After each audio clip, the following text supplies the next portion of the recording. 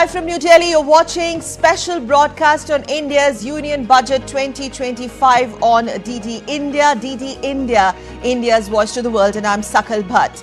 Union Finance Minister of India, Nirmala Sitharaman, will be presenting Union Budget 2025-26 in the lower house of India's Parliament today. Her 8th consecutive budget, being this one historic under the Prime Minister Modi's government.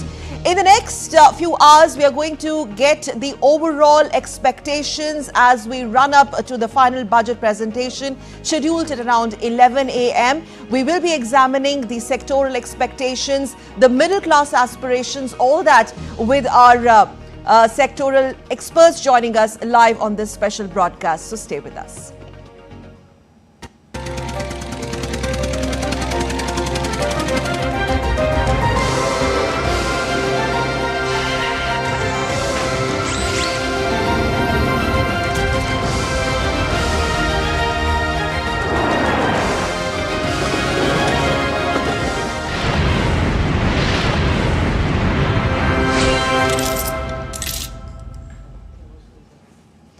So India is all set to unveil its financial roadmap for the upcoming fiscal year, with the Union Finance Minister Nirmala Sitharaman scheduled to present the Union Budget of India 2025-26. Minister Sitharaman will be presenting the budget in the lower house of the Parliament at 11 a.m. local time today, which is 5:30 a.m. GMT. This will be Minister Sitharaman's 8th budget presentation under Prime Minister Narendra Modi, marking a significant milestone. Notably, the budget will be delivered in a paperless format, aligning with the government's digital initiatives. And as the country gears up for this significant event, all eyes are on Finance Minister Sitharaman to unveil the government's vision for India's economic future.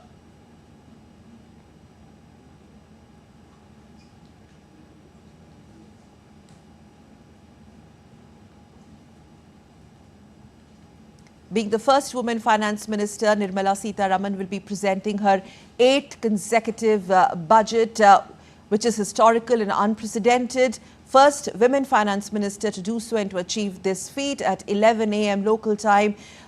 India's finance minister will be presenting the Union Budget 2025-26 in India's Parliament in the lower house of India's Parliament.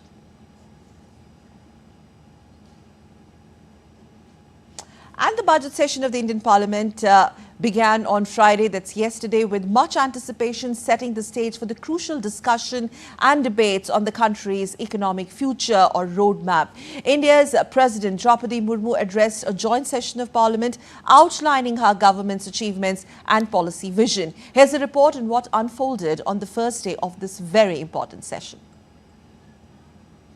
The budget session of the Indian Parliament kicked off with both houses coming together for the President's address. In her speech, President Draupadi Murmu highlighted the government's key policies and achievements over the past decade, focusing on economic reforms, social welfare and the upliftment of marginalized sections of the society. Bharat की विकास यात्रा की इस अमृतकाल को आज मेरी सरकार अभूतपूर्व उपलब्धियों के माध्यम से नई ऊर्जा दे रही है। तीसरे कार्यकाल में 3 गुना तेज गति से काम हो रहा है। आज देश बड़े निर्णयों और नीतियों को असाधारण गति से लागू होते देख रहा है और इन निर्णयों में देश की गरीब, मध्यम वर्ग, युवा, महिलाओं, किसानों को सर्वोच्च प्राथमिकता मिली। She outlined several initiatives that have aimed to improve the livelihoods of the underprivileged, including schemes targeting rural development, education and healthcare. The President emphasized the government's continuous efforts towards making India a $5 trillion economy, driven by innovation, infrastructure development and digital transformation. मेरी सरकार के 1 दशक के कार्यकाल ने विकसित भारत की यात्रा को नई ऊर्जा दी है। विकसित भारत के विजन में जन भागीदारी का सामूहिक सामर्थ्य है, देश की आर्थिक उन्नति का रोड मैप है, डिजिटल क्रांति के रूप में टेक्नोलॉजी की ताकत है और आधुनिक इंफ्रास्ट्रक्चर आधार भी है। Following the address, Union Finance Minister Nirmala Sitharaman tabled the Economic Survey of 24-25. The document reviews the performance of the Indian economy over the past year, offering insights into growth trends, fiscal performance, and policy challenges. This year's survey places a strong focus on economic recovery post pandemic, tackling inflation, and ensuring inclusive growth. The economic survey lays the foundation for the Union Budget of 25-26, which will be presented in the Lok Sabha tomorrow. All eyes are now on the Finance Minister as she prepares to unveil the government's financial roadmap for the next fiscal year. The budget session will be held in two parts, with the first half continuing until February the 13th. This session is expected to see intense debate on key economic issues, debate on the President's speech, and also some key legislative policies that the Government of India envisions to pass during this session. Bureau Report, DD India. And also a day ahead of the annual budget presentation, Minister Sitaraman tabled the Economic Survey 2024-25 in both Houses of Parliament yesterday. Well, it says that India's GDP growth is expected to remain in 6.3 to 6.8% range for the next financial year, and that the measures like deregulation, private sector's contribution to infrastructure and development, and rationalizing salaries of the workforce in tune with profits, apart from well-calibrated response to artificial intelligence, is required to meet India's developed nation goal for 2047. With your permission, I rise to lay on the table. India's Finance Minister Nirmala Sitharaman tabled the Economic Survey for 2024-25 in both Houses of Parliament on Friday. The survey cites strong domestic economic fundamentals, a declining unemployment rate, stable inflation, and the need for further reforms to sustain growth momentum. The survey puts forth a way forward to reinvigorate the internal engines and domestic levers of growth. We have to raise our game on domestic growth. And how do we do that? There are four dimensions to it. One is deregulation for growth, augmenting internal capacities for growth, the role of the private sector in nation building, and doing energy transition the Indian way. Here are some key takeaways from the economic survey. India's real GDP growth is estimated at 6.4% in FY25, which equates nearly to its decadal average. Real GDP growth in FY26 is expected to grow between 6.3 and 6.8%, keeping in mind the upsides and downsides to growth. Real gross value added, or GVA, is also estimated to grow by 6.4% in FY25. Retail headline inflation has softened from 5.4% in FY24 to 4.9% in April to December of 2024. India's external sector continues to display resilience amidst global uncertainties and headwinds. Overall exports, that's merchandise plus services, grew by 6% year-on-year in the first 9 months of FY25. Gross FDI inflows recorded a revival in FY25, increasing from US dollars $47.2 billion in the first 8 months of FY24 to US dollars $55.6 billion in the same period of FY25. The economic survey showed India's forex reserves were at a high of $706 billion in September of 2024 and stood at $640.3 billion by December 27, 2024. As per the World Bank, India was the top recipient of remittances in the world, driven by an uptick in job creation in OECD economies. Industrial sector expected to grow by 6.2% in FY25, driven by robust growth in electricity and construction. India's economy benefits from money sent home by Indians working abroad. Remittances grew by $28.1 billion in Q2 FY24 to $31.9 billion in Q2 FY25. Indian labor market indicators have improved, with unemployment rate declining to 3.2% in 2023-24, July to June, from 6.0% in 2017-18. Rupees 50,000 crore Self-Reliant India Fund launched to provide equity funding to MSMEs. Private sector plays a very big role. And in terms of the private sector, the specific asks are balanced deployment of capital and labor, curbing ultra-processed foods, fairer distribution of income, importance to workplace safety, workplace culture and mental health, and thinking about supply and sourcing from a strategic perspective as well. The economic survey of 2024-25 has come within a short span of 6 months from the last one, which was presented in July of 2024 after the general election. The economic survey document, prepared by the Finance Ministry and formulated under the supervision of the Chief Economic Advisor, gives insights into the state of the economy and various indicators of 2024-25 April to March, and some outlook also for the next fiscal. Dheeraj Das's report for DD India. And as much as economic survey sets the tone and tenor of the budget, let's try to examine the overall expectations and deliverables that we are looking at. Let me quickly introduce my panel and our team of reporters on ground tracking the story very, very closely. From Mumbai, India's financial capital, my colleague Shama Mishra, senior reporter, joins us from there. Dubendu Mandala, senior correspondent tracking the story, joins us from national capital, Delhi. Very glad to have with us on this broadcast Dr. Charan Singh, eminent economist and CEO, and also welcoming Rahul Gupta, bullion market expert in our Delhi studio. He's also the former chairman of the Exports Formation Council, and he will be talking to us about the expectations. And before I turn to my experts, I would like to start with Shama Mishra from Mumbai. Shama, a quick overview of the expectations, particularly the market ecosystem, and what is industry expecting from this year's budget? Very good morning, Sakal. And as we are speaking about Mumbai or anywhere, right from the person who gets into the income tax bracket to the super rich, everybody has one expectation, and that is the income tax bracket should be made according to them, should be made according to their own axis. So one particular expectation is that the income tax brackets should be increased so that they have more disposable income in their hand. And everybody knows once the person has more disposable income, it will go definitely back to the economy, which will spur more growth.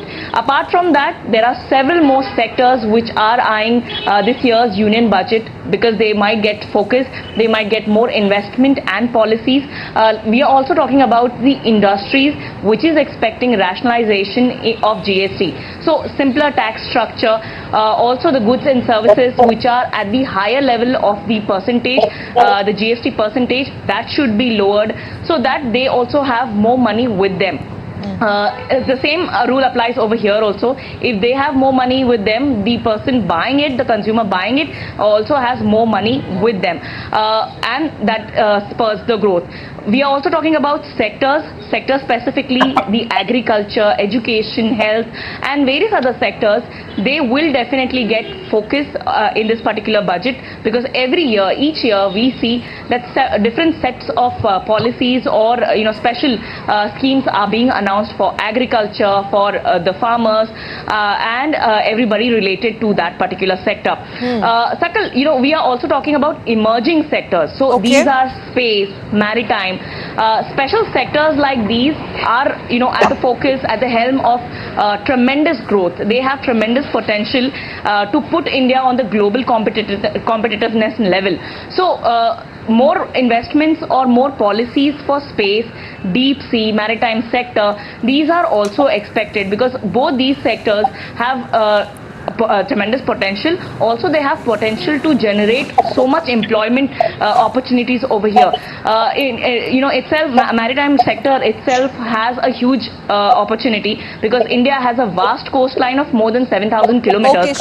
And if you're thinking of even one aspect of it, just the fishing part of it, or any other related sector to it, we understand that there's so much employment generation from this particular sector, and not just employment generation. Like the ministers have always said that once we have the logistics from waterways in place, the logistic cost will definitely come down. So overall, all the sectors are eyeing this union budget so that they have policies, they have investments, and as far as common person is going, it's the tax bracket that they are eyeing right now. Last year we did see that middle class group. They were really demanding that there should be some policies for the middle class.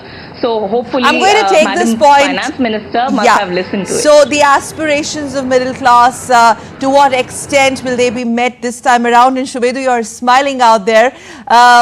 India's national capital, they say the heart of the country, Delhi, Dil hai Bharat ka. What are the set of aspirations this time around? You've been talking to a lot of students, people by and large in general. So from a common man's perspective, what is it that you have sensed as far as the list of expectations from Madam Finance Minister is concerned?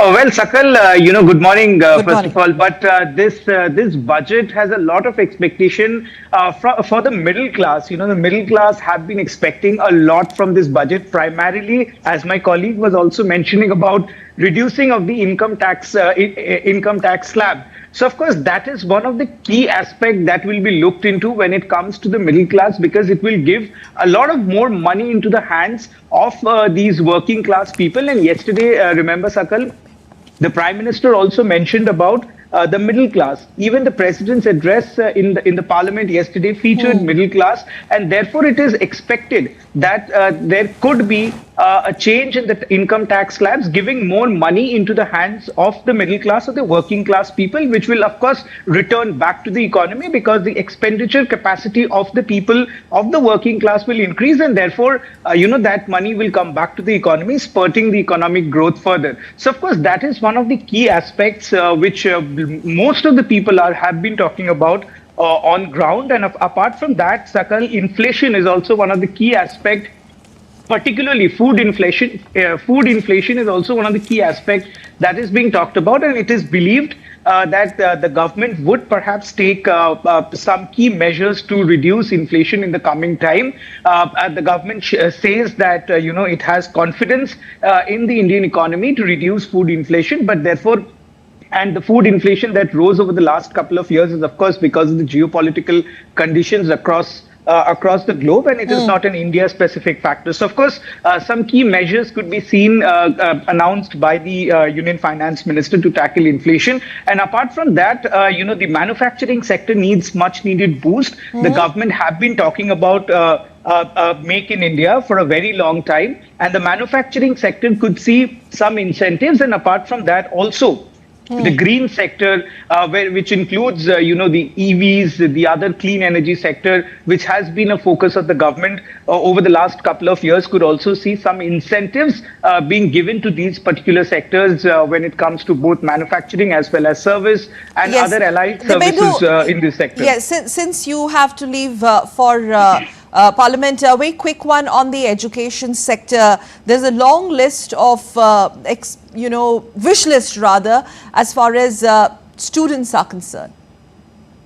Well, that's right. The government, remember, Sakal, I remember in one of the budgets, Nirmala Sitharaman did talk about, setting up of universities which will focus on research, and the government's then bringing out a policy of Anusandhan. So these are some of the key factors, because research is one of the key factors for driving the growth, not just growth, Sakal, but also in driving innovation. And the government's focus has been over the last couple of years on innovation, on research labs, etc. So a lot could be seen on a package perhaps being announced on this tinkering labs, on research, and pumping in more money into the education system, setting up more universities. The education sector perhaps could see an increase in the budget allocation, and apart from the education sector, Sakal, one key aspect is also on the health sector. The health sector could also see some big announcements in the health sector, because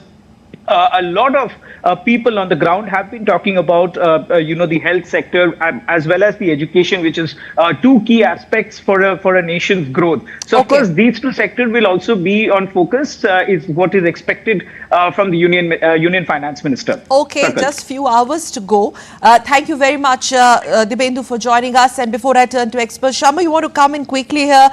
Women taxpayers are seeking some sort of an exclusive tax exemptions and deductions to empower them more financially. You've been also talking to a lot of women workforce. What's your sense, especially from the financial capital? And then we go, and I'm going to take all these pointers raised by both of you to our experts in the studio. Shama.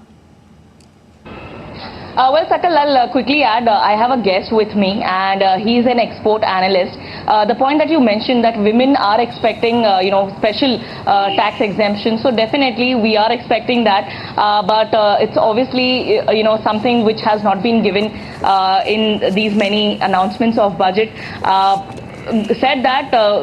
said, but obviously we will expect further exemptions in tax. We are also talking about exports, and yesterday after the economic survey we have to talk about also how the India's the import or export structure is happening.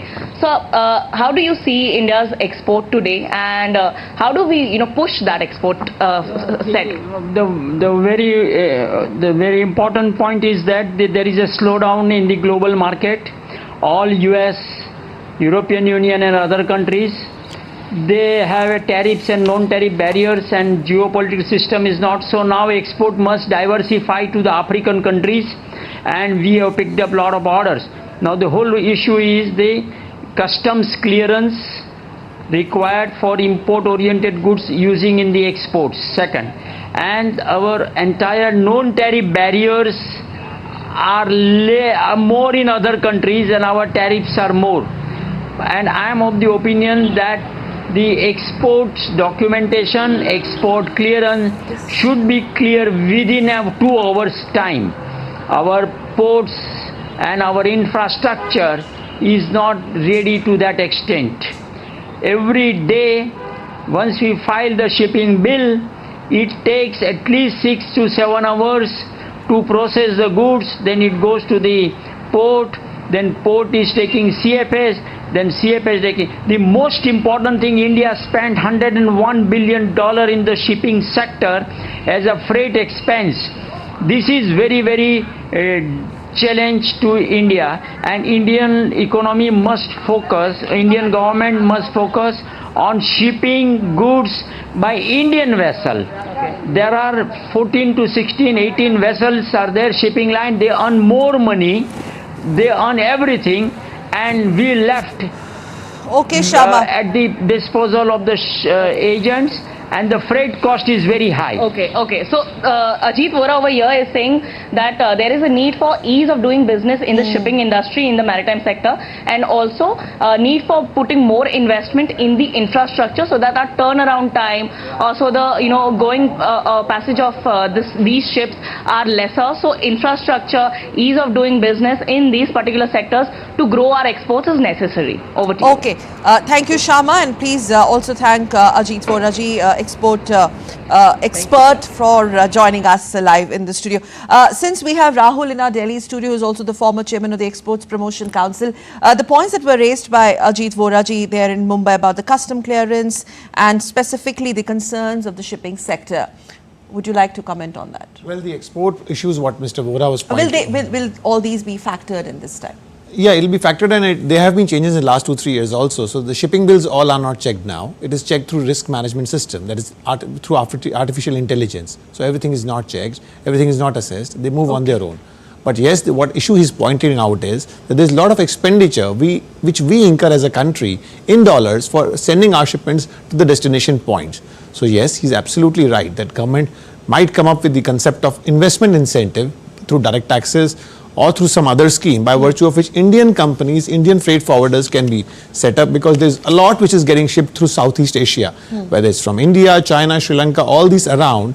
There's a lot of supplies which take place from this place to across the world. So he's given a good idea, he's flagged something important, that why to spend dollars on somebody else? Why should we not own vessels and use it as a source of income instead of expenditure? Yes, it makes a lot of sense. And government has been trying this since last 2-3 years. Government has, in GST modulation also, government has said that you won't be charged GST once you're making exports on such services, so that your customer doesn't have to pay a higher price. But keeping in macro, yes, the government this year is going to introduce a lot of investment and expenditure based incentives. As had been pointed by Shivendu also, it's this slowing flagging up in the future. So government has realized it, and even Honorable Prime Minister in the last 2-3 days pointed out that there'll be more money, there'll be gifts for people. So it's all pointing out more money with the people to spend, not to get scared of future, not into again entering into saving methodology, because people in India have always been savers. We have always. You are giving more money in our hands, but at the same time there are very the rising concerns about reducing food inflation as well. I mean, inflationary concerns. How do we offset that? Well, that is all offset by supplies. Higher supplies, more manufacturing really solves it out. There is a slight gap between the production which is available and the capacity, but the capacity is sufficient. Okay. So the moment capacity is sufficient, so you have to just put money to produce more. Yes. Let's take this now to Dr. Singh. Dr. Singh, your take on the Mumbai's wish list, particularly the expectations. Let's go to Dr. Charan Singh. Increase in tax brackets, rationalizing of the GST, and especially the concerns raised by emerging sectors like space, and concerns, of course, as far as the maritime sector in Mumbai particularly is concerned. I first of all would like to congratulate the ministry. They've come out with an excellent economic survey. I think it's a very honest economic survey, and I think it's also flagging the issues right at the place. You look at the very first chapter of the economic survey, and it is titled State of the Economy Getting Back into the Fast Lane. Okay. It's a very important and courageous statement to acknowledge, yes, we have got into the slow lane and we need to move into the fast lane. So I think excellent economic survey which lays down the ground reality of where the economy is. Now, given that fact, then what are the expectations? As you know that the economy did slow down in the second quarter, and if you look at the aggregate economy, we are growing in the range of 6%, 6 to 7%. We have a potential of growing 8 to 9%. Though we are the fastest growing economy in the world, and we are happy to do that, but you know other countries like China are catching up if you look at the latest data that IMF has released. So therefore, we need to maintain our high growth. Secondly, we need to move to the growth potential. How do we do it? Yeah. So before the budget, expectations are always very high. There are some of those which you have mentioned, but in general, as an economist, we have been always thinking of having tax reforms, and also in financial sector some reforms. In the tax reforms, direct tax code has always been there. So therein we have been talking about the things which you were discussing, that how do we put more money into the hands of the people through tax. Of course, government is doing through other things. It has come out with the home scheme. It has also come out with other schemes where more money is being put into the hands of the people. But from the tax, yes, so tax rationalization can happen through direct tax code. You can simplify the taxation system. You can make it more convenient instead of so many deductions and then almost confusing how to go about. You can have a simplified system. As far as direct taxes are concerned, the pointed question which you asked on GST, right. Yes, one of the most important canon or say pivot of taxation is there should be certainty in taxes. Now, if tax rates change in the middle of the year or they keep changing and one is not very sure, then taking decisions on income and investment become a challenge. So GST Council, of course, is a great example of federal corporate movement. But please also remember, when they change the taxes, the businessman and the industry does get impacted. So therefore, I think the GST certainty is important. So therefore, there has to be rationalization of GST. They could simplify the taxes. They could announce in the beginning of the year that this is the tax we would expect. They could probably also consider of including petroleum into GST. I do not know if it happen now or not, but that is an important issue that needs to be done. So yes, the middle income, the middle class needs to be taken care of. They are the ones who pay most taxes. And those middle class, if you put more money in their hands, obviously there's going to be more consumption. And then consumption drives production. So in case more demand, obviously the manufacturer is going to produce more of that commodity. So I think that's very important. The last point which you made, and there was a discussion, was on inflation. Right. As an economist, it's my duty to explain that inflation in our country was never that high as was in America, UK or Europe. In those countries, inflation had risen to 10% odd, whereas their 30-year average was less than 2%.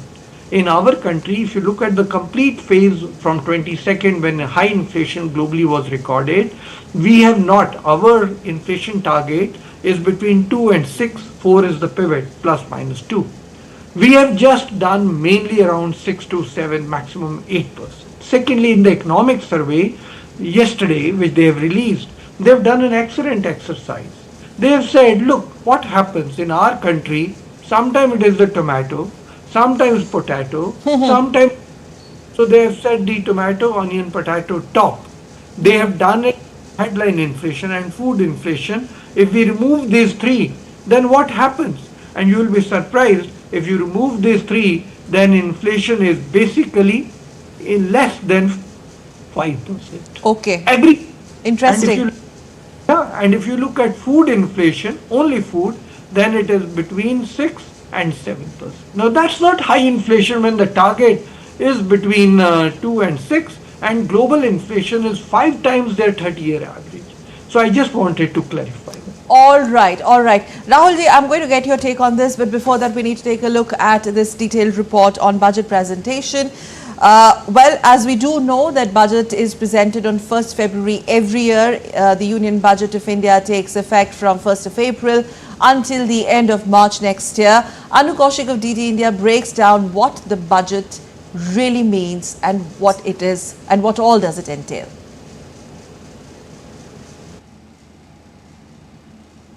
Capital budget, fiscal deficit, direct and indirect taxes. You must have been hearing these terms in the run-up to the Union Budget in India. What do they mean and why is the budget so important? Here's a quick explainer. Presented by the Finance Minister on February 1st, the Union Budget of India is an annual financial statement detailing the Indian government's revenue and expenditure plans for the upcoming financial year, which runs from April 1st to March 31st.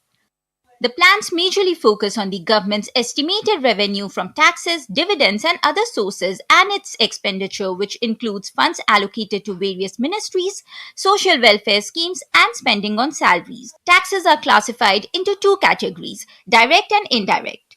Direct taxes are income tax imposed on individuals who fall under different tax brackets based on their earnings, and corporate tax, which is imposed by the government on the income or profits earned by companies. Indirect tax is levied on goods and services.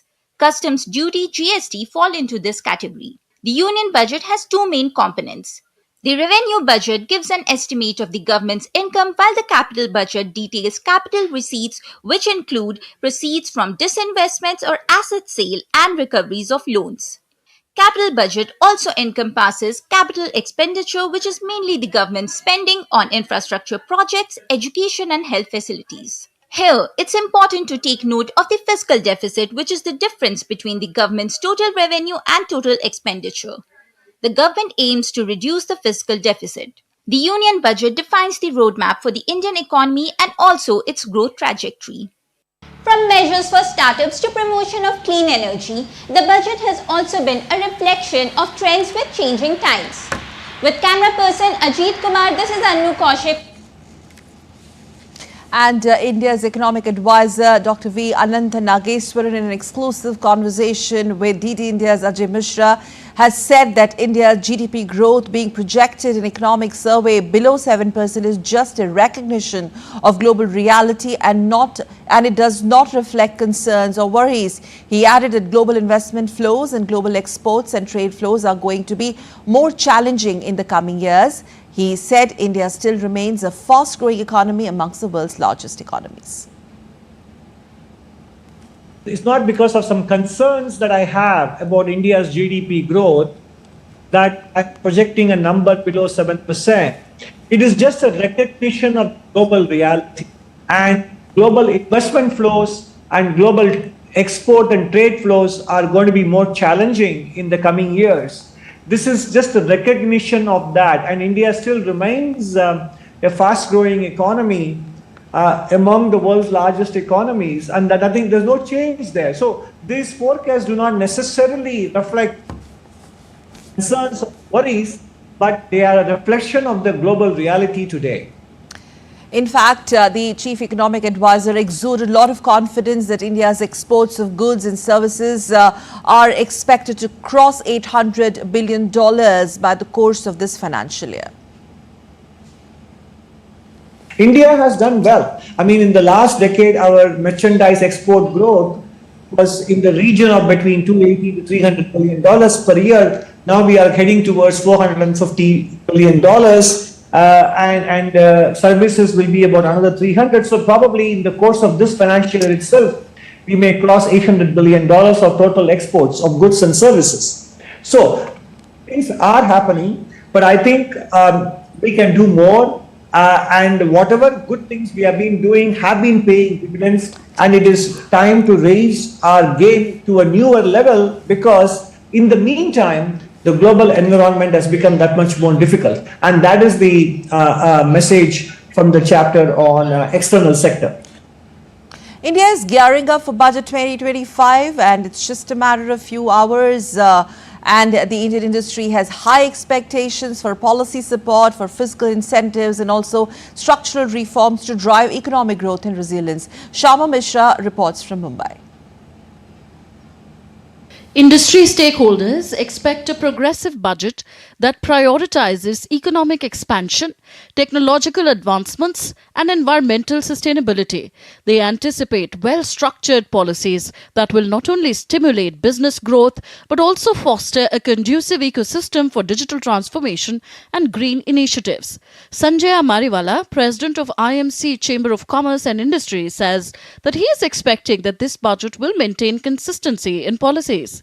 He also expects simplification of procedures, as ease of doing business is a significant area for India and it should be made a prime agenda in all government departments.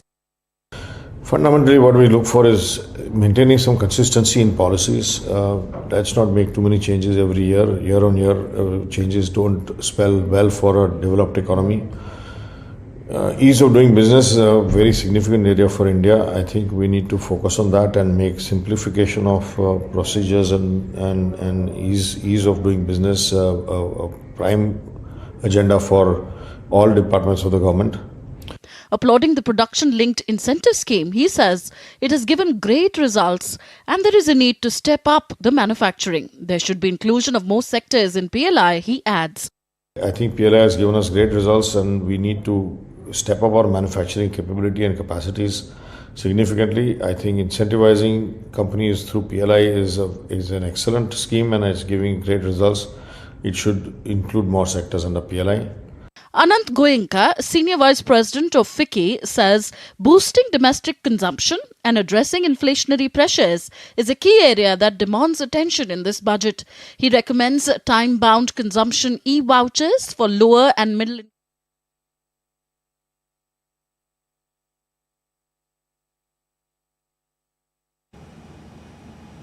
Live visuals of Union Finance Minister Nirmala Sitharaman's residence. I guess she's already en route to Parliament, or in a moment from now we get to see that as well. Remember, this budget is historical in many ways, this being the 8th consecutive budget of Minister Sitharaman. I think she's already set course for Parliament. We can see reporters there reporting live. I mean, let's quickly now go back to our panel and talk about quickly, just to touch down, Rahulji, coming to you first on the quick takeaways of the economic survey, which not only is like a report card of the year gone by, but also sets a tone on a blueprint as to what is to be expected in the budget and in the state of economy. There has been a lot of emphasis this time on the artificial intelligence, also live visuals on your screen. Team Sitharaman, Union Finance Minister Nirmala Sitharaman, I think she and her team are heading for the moment. Okay. Yes, that point on artificial intelligence, and yes, specifically when CEA says that role of private sector is extremely important for nation building. Well, these days something very good is CEA and the reports are very updated. Artificial intelligence made so much of change in US stock markets in last 10 days, and it's updated to the T. As in, we have also launched our Mission AI. Yeah, that's correct. I congratulate you on the same. So what happened, DeepSeek, Chinese AI model, made US stock market crash. So it is an opportunity for us also. We are such a big population, our data consumption patterns and understanding. And we have learned this in last 30 years, developing our Please go ahead. Developing our electronic and IT sector, matching with the world demand.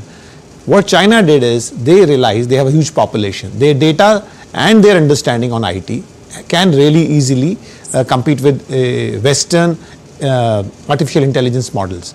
Similarly, it's for us to understand that, and I'm surprised that economic survey could absorb what happened in last 10 days, and they are motivating our own people and our own economy on the same. That's great.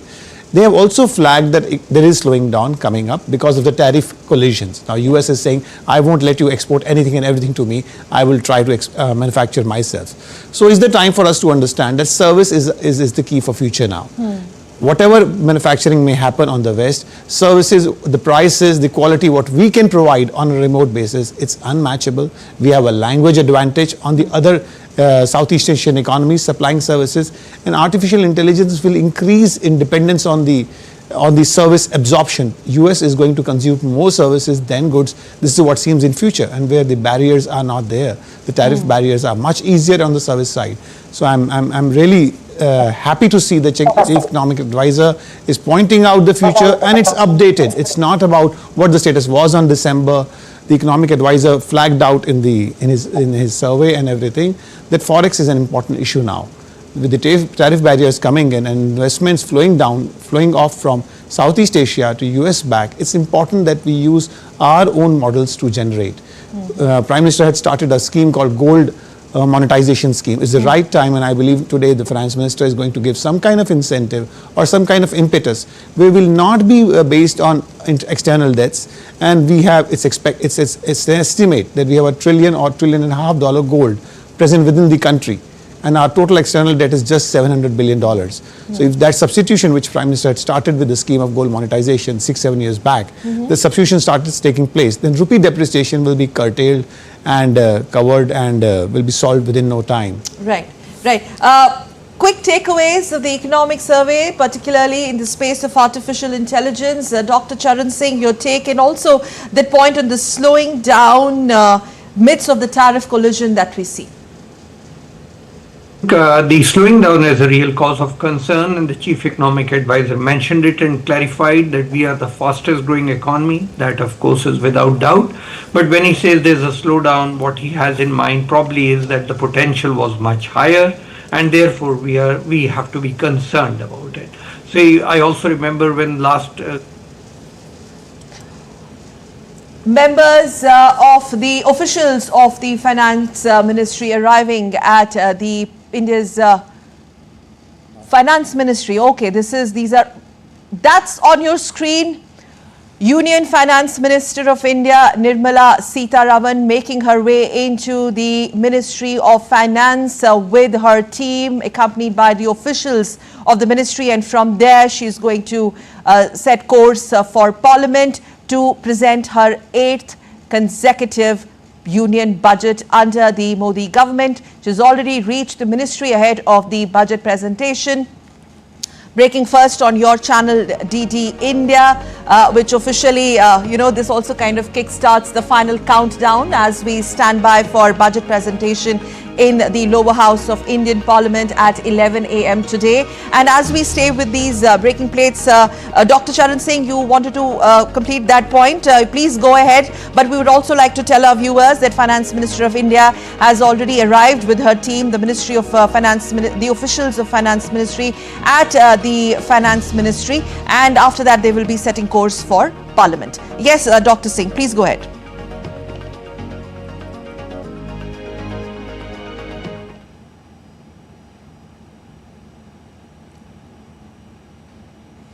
Dr. Singh, can you hear me? Yes, please go ahead. Slowing down amidst tariff collision and AI space. Yes, exactly. But I think what is happening is the way it has been demonstrated recently with the deep seek, and you find that India is also up there. So I think there's going to be some recovery. The most important thing I found in the economic survey was the story on the capex. And that's very, very important, because through capital expenditure, you have multiplier effect on growth. The fact that while the government capex is going high, that's very positive. The invitation for the private sector to also come and pitch in, and which is going to happen because of the crowding in that is taking place. I think that's going to make a very big difference to growth. Though it's been projected between 6.3 and 6.8, my expectation is going to bounce back to 7%, which I think is very good. As far as exports are concerned, you know that the last 2-3 years have been very bad global market, global economy, slow down. Despite that, India's exports were landmark and they were the highest ever. So my own feeling is that despite the tariff war which has been threatened by the Trump administration, the country would continue to explore better and newer export areas, and therefore the manufacturing is not going to get impacted because of these little hiccups that could come up in trade with the US if tariffs come through. So my own feeling is that the growth is looking forward. India has a great advantage in AI because in computer and digital, we have had a great landmark contribution in the last 20 years. The MeitY report, which has just been released 2 days back, also shows that in digital India, we are not only making progress in retail, but we are also making progress in industry, in agriculture. And application of digital and AI in agriculture is also taking place. So therefore, my own view is that despite the fact that there has been some setback with China overtaking AI with the DeepSeek, but India I don't think is way behind or far behind, and for us to catch up is not going to be that very difficult given that we have a very IT educated, sensitive workforce. Okay. The MeitY also mentions that around 12% of the economy is digital as of now. And in 2030, we are going to increase that to 20% of GDP coming from the digital world. That means the country is working, the policymakers are working, the industry is focused on making a big dent on the digital economy, and AI is part of it. Okay, and all that we are talking about, or the expectations wish list, Rahulji, the whole central idea is progression towards Viksit Bharat 2047. That's the ultimate aim we're looking at. Yesterday, Honorable President, her 1-hour speech, the joint address, the address to the joint session of Parliament, this was the central idea where she also spoke about this transitioning from Make in India to Make for World. And I think that's something which is also going to get reflected in the budget. Absolutely. When the government is realizing that the growth pattern needs to be matched, and the chief economic advisor says we have potential of 8%, the main job is to fill the gap, 6.5 to 8%. That can only be done when government pushes it. For example, public sector, in the present government, in the last 10 years, infrastructure has been main motto of the government. Government has been spending left, right, center. They realize that it has dual impact. If they spend on infrastructure, infrastructure gives them back as to economic activity. At the same time, it improves the new people. It improves the MSME to start businesses. Connectivity improves, the freight and approachment. For example, if I go 20 years back, so North in India was clearly divided regarding the consumption patterns. But now the across consumptions are very high because of the infrastructure being better. And exports will be a primary agenda, as the chief economic advisor also pointed out, and the colleague also pointed out, that making for world is the motto. Yes. And CEA has clearly said that let's not focus only the products. Services is going to be huge demand in future. People as human beings now, we realize small things which we were doing on our own. We want to use AIs for that. And I believe we are the still doers. The Western people, they adopt the delegation in a much faster mode. The children homework to whatnot. And we having an advantage as compared to Southeast Asia with the language. We've been using English as our second language as such for any kind of education system. That is a great advantage to us. People at the ages of 14, 15 are also, I see around people, they are aiming to start small AIs, supporting the international demand and finding their products with the demand in Africa even. Africa will be seeing a bridge. An example in Bangladesh, what happened, they never had landlines. They directly had GSM phones because there was no cause of putting the landlines and the copper phones. Directly they moved to GSM. Africa will be seeing similar situation. They will be jumping up from the old demand to the new latest products. I think Dr. Singh wants to make a point here. Dr. Singh, besides that, rationalizing of the salaries of the workforce, for me, for my colleagues, for anybody who is really waiting for the tax slab, what happens next, and you want your salary back in your account every month, that bit, do you think there's going to be some good news out there? Absolutely, I'm expecting it. If you look at the president's speech yesterday, the focus was so very clear, and I think the budget is going to be organized on those lines. They spoke about the youth, the middle income, the women, the farmers, and the poor.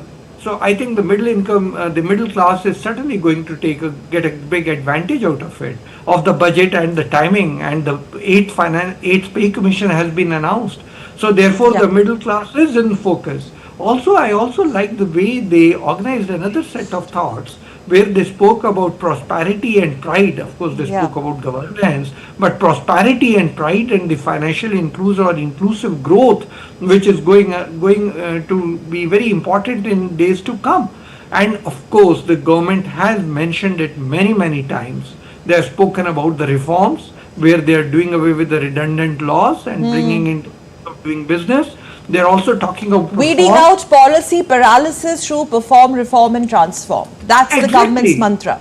That's the government's mantra. So if you look at the perform and transform, the transition which you were mentioning from Make in India to Make for the World, it is so apparent. So I think the budget is going to focus on employment, because that's where the transformation is going to take place. Employment is important. Budget is going to focus on the poor and women. And middle class, of course, has been directly told that with the 8th pay commission, they are having the middle class into mind. So I think it's going to be a very positive budget for the country.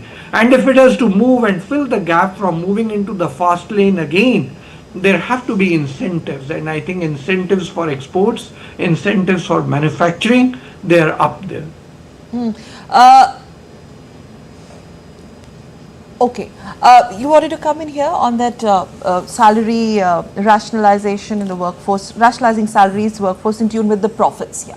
Well, since last 3 years, government has rationalized on the direct taxes part even. They have brought up an easier tax payment system. So I believe government is, and if you see, even for the corporates, the CSR percentage has been fixed, that you've got to spend 10% on CSR. So probably government may put better tax or competitive tax percentages for those companies who are commensurately remunerating their workforce. That's important. All money going to stock market and getting better valuations should not be the agenda. Agenda now for improving middle class, to move within the middle class to at a higher level, is an agenda, is for the future. Because you find people starting their own businesses, new startups, by making a small capital. The ones who've entered into middle class, lower middle class in the last 10 years, they've built up their capital now. It's important that businesses themselves support them to an extent that they start moving into startups. That's the point when you see other people doing businesses. That's the point where at times you feel that why should I not start on my own? So I believe that this startup agenda, this tax exemption, direct tax exemption which government had been giving, government will tweak it some other way so that people have advantage of leaving unemployment and starting their own business to give more employment to people. This is direct taxes or indirect taxes or PLI, 3 models I believe government will push so that MSMEs and startups get some sort of incentive to focus on AI businesses which anyone can set up within no time. It doesn't need a great office. How do you see this in terms of continuity, the previous budget and this? Government has been consistent. But the world has changed in the last 12 months. Regarding our domestic issues, government has been consistent. Regarding the international issues, it needs a lot more dynamism. You're absolutely right. Government used to talk services, that they want to promote services. With artificial intelligence, now their aim has become precise. Something which world is going to consume, a service which anybody can start. It doesn't need a huge capital to really start an artificial intelligence software where you pick up any kind of demand of any country and you start serving them sitting in India. That's what I also believe that government, I had heard that in last 1 or 2 months, that government is trying to build a budget expenditure wherein Indian small startups can publicize internationally. We have international platform like Google AdWords where people publicize on a specific area. I believe government has realized that they also need to have some kind of marketing available for Indian startups internationally. That really helps us to solve the issue of tariff barriers. That really helps us issue to get the right customers across on the globe so that they can improve their businesses sitting here and expand them. Okay. Dr. Singh, a quick one on the women-led development, wherein we're looking at some tailored retirement plans for women, including higher contribution limits and tax-free growth. We spoke about that as well. But in fact, yesterday's, Honorable President's address to the joint session, considerable portion was dedicated to women-centric development measures and, the policies that have been designed in this direction. Yes, absolutely. I think one thing that we all need to realize is that female labor force participation plays a very important role in economic growth. There are studies published from the IMF and the World Bank which show that if women labor force participation improves, you can add easily 25% to your growth rate. So if you're growing around 8%, you could start growing at 10%. Extremely important. In the President's address also, she mentioned about the self-help groups and 1.5 crore Lakhpati Didis and the drone Didis. Yes. Right? Drone Didis. On the startups, if you look, we have 1.5 lakh startups in the country, and I think that's very, very positive. So my own feeling is that in the budget, I'm looking forward to lots of incentives for women. Now, you were talking about continuity. If you look at last year's budget and look at the President's speech, you will find continuity there itself. In the last year's budget, most of the proposals were organized in poor, women, farmers, and youth. So, in the President's address, exactly the middle class has been added, but that continuity continues to be there. So this government, if you look at even another area, which is capital expenditure, right from the time of COVID, they have been adding into the capital expenditure, which started yielding results in multiplier effect of growth. And the highest growth rate that we achieved today is not suddenly because of yesterday. It's because for the last 5 years, there's been consistent investment in capital expenditure. So the faith and trust which the private sector is now deriving from government policies is mainly because of the consistency in their policy. So there's a continuity which is coming through and through.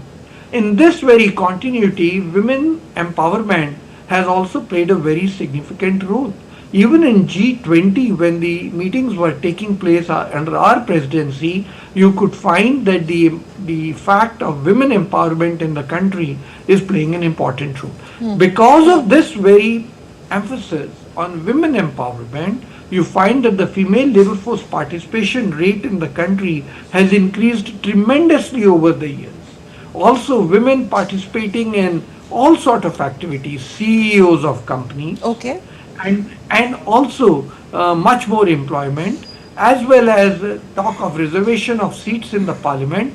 So women empowerment is taking place through various social and economic incentives, economic considerations which the government is taking. The political support which the government is providing, specifically in terms of seats reservation in parliament and their quota, I think that also is contributing to the female labor force participation and their empowerment. Having said that, are we also looking at enhancing more access to credit for women entrepreneurs? There are specific schemes. Yes, that has also... Okay, go ahead, sir, and then Rahul can comment on it. Dr. Singh, please go ahead. Yeah, self-employed individuals and women entrepreneurs, credit access. Absolutely. Under Mudra loan, as well as credit to women entrepreneurs, the data shows that there's been significant progress over the years. Even in the economic survey, those figures have been quoted. I don't remember them directly now, but in the economic survey, again, that figures of credit to women entrepreneurs and the Mudra loans dedicated to women entrepreneurs has also been indicated. Now there is of course one expectation under the reforms that were happening, that how do we empower our women to start owning assets, especially land, because when the banks are going to give you credit, they are looking for some collateral. And that is where sometimes women entrepreneurs suffer. All right. So in that way, we are also looking at some sort of a simplification of the loan processes, which can offer lower interest rates. Rahulji, we need to wrap up, but your take on this women-led See, there are schemes where if a woman starts a business, then whatever is the capex, there is subsidy on that. So that's on the wall. Now the idea is with the women empowerment and women education being promoted by government, there is a lot of intellect which is getting stored in the houses. It's important that sitting at house, I believe sitting at house, artificial intelligence development by women is going to be the government's core agenda. It's a women finance minister. Okay. On that note, thank you very much, Dr. Charan Singh, for joining us on this special broadcast. And Rahul ji, also thanks to you as well. And I'm going to quickly take a short breather. On the other side, our uninterrupted broadcast on this special India's Budget 2025 continues. My colleague Shubhendu will be joining you next with the high-powered panel. Don't go away.